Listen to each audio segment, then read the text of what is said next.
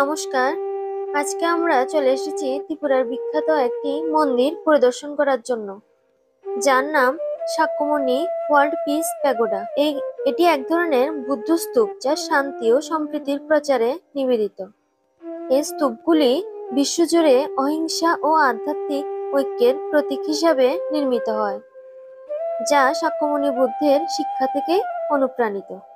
এই শান্তি স্তূপ নির্মাণের প্রধান উদ্দেশ্য হল বুদ্ধ নীতির মাধ্যমে শান্তি, সম্প্রীতি এবং সচেতনতা জাগরণ অনুপ্রেরণা দেওয়া।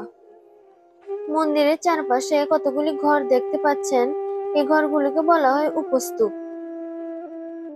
এই কাঠামোগুলো মূল স্তূপের চারপাশে বা মন্দিরের প্রাঙ্গণে অবস্থিত ছোট স্তূপের রূপে তৈরি করা হয়।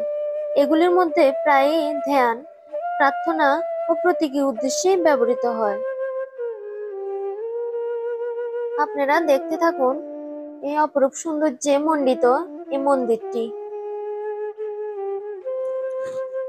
আমরা একেবারে মন্দিরের সামনে চলে এসেছি, এখন মন্দিরের ভিতরে প্রবেশ করব।